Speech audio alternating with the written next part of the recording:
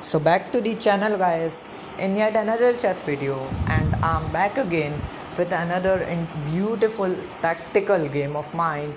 And this game which I played on 28th May 2022, I completely outplayed my opponent in this game, and I also gave him some tactical shocks.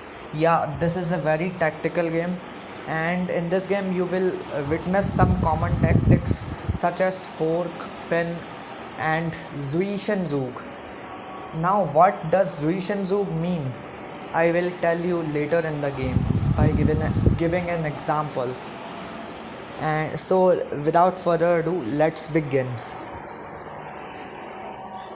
So in this game I had the black pieces in hand, and opponent starts up with e4, which is the king's pawn opening. I replied with e5, and opponent continues with d4, and if I am not mistaken this is the center game. E takes d4 is the center game accepted. Queen takes d4 and knight to c6. This is all opening theory. As you can see, knight to c6 is also a book move. This is all theory. So after queen to d1, I continued with bishop to c5. Knight to c3 is on the board, and now I played d6. After knight to f3, I continued with knight g to e7, and after h3 we have short castle, bishop to d3, and now I played f5. E takes f5, and now bishop takes f5. Bishop takes f5, and now knight takes f5. And opponent castled king side, which gave me the chance to play this move knight to g3, gaining a tempo over the rook. And the reason I was able to play this move because currently the f2 pawn is pinned by my bishop to the king, so it cannot capture the knight. So that's why I was able to play knight to g3. And all of the not all most of the drama of this game happens around this f2 pawn, and you will see it later in the game. So after rook to e1, I continued with queen to f6. Bishop to e3 is on the board, and now I played bishop takes on e3. Rook takes on e3, and as you can see, after the bishops have been traded off, the f2 pawn is no longer pinned, which means my knight is currently under threat of being captured. So that's why I played knight to f5, gaining a tempo over the rook. Rook moved to e1, and which was a mistake, although queen to d5 check was the best move. Anyways, I continued with knight c to d4, which was a mistake, and knight f to d4 was the best move. So anyways, opponent plays knight to e4, and as you can see, currently my queen is under attack of the knight. But what is worth more than a queen? Yeah, a king. So what the move I played in this position is known as a Zuischen Zug, which is German for an in-between move. Zuischen Zug happens when a player plays an unexpected move in a series of normal-looking moves. So I played first played knight takes on f3 with a check. It's a check to white, so white cannot capture my queen right now. So after queen takes on f3, I played queen takes on b2, grabbing the b2 pawn. Opponent plays queen to b3 check, and it's an inaccuracy because white is already down a pawn.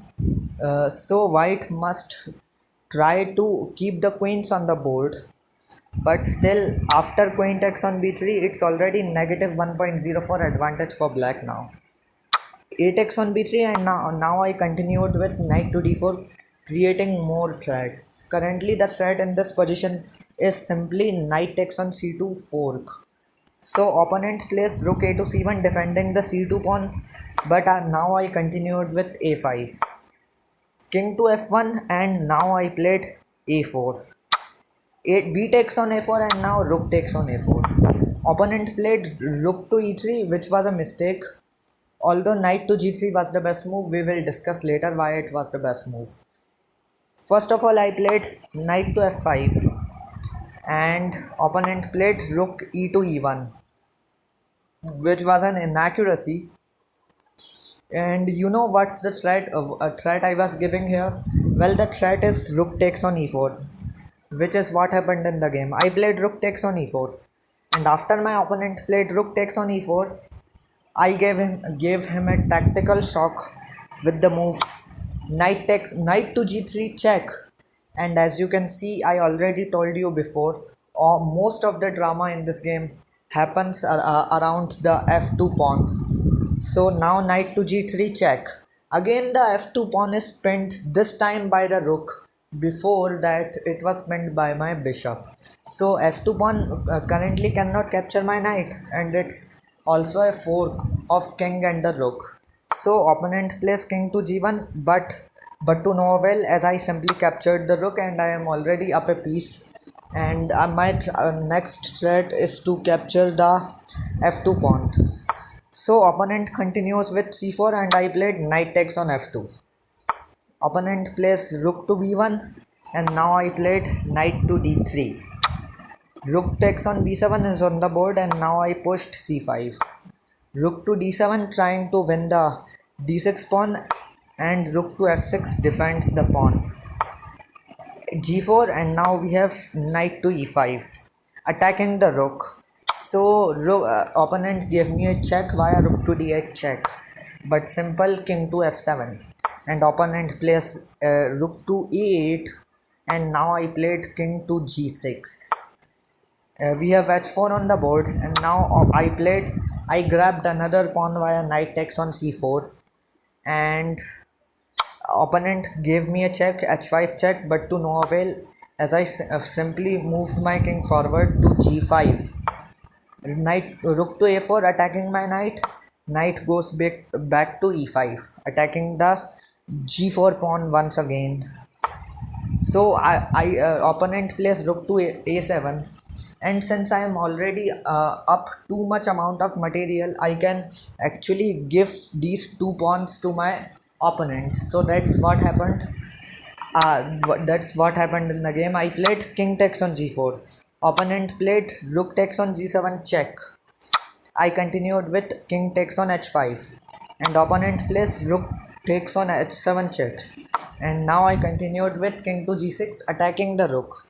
So the rook moves to e7, and now I played knight to f3 check.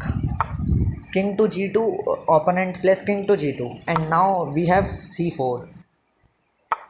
Rook to e3, and now I simply played knight to g5, although knight to e5 was the best move. So after rook to c3 I continued with d5, and in this position opponent made such a big blunder that costed him not only the rook but the whole full game. So opponent played king to g3 and hung knight to e4 check fork. So I played knight to e4 check, and it's already a mate in 7 now. So my opponent hung not only his rook but a mate in 7 too, and it was in this position on move 44 that my opponent resigned the game. So after king to g3 it's already a mate in 8, and we will see how it a mate in 8 in a moment. So let me pause the video. So as you can see in this position, Stockfish is giving mate in 8 for black, and Stockfish's first move is knight to e4 check. That's what I played in the game, after which my opponent resigned. But let us see how it's a mate in 7 now. So king to h4 is the best move according to Stockfish for white actually, and now black can simply capture the rook via knight takes on c3. It's already a mate in 6 now. White can move the king to g4, and black can now play knight to e2. White can move the king to h3, but to no avail, as black simply pushes c3. White moves the king to g2 and black pushes c2. White moves the king again to h3, and now black promotes to a queen, and it's already a mate in 2 now. After king to g2, here comes king queen to g1 check, king to h3 is forced, and king queen to g3 is checkmate. So that's how it was a mate in 8 from in this position. So that's it for today, guys. Hope you all enjoyed this video. If you liked this video, then please share this video with your family and friends, and also do not forget to subscribe and clicking the bell so you won't miss any of my future videos. Thanks for watching, and I'll see you in the next video.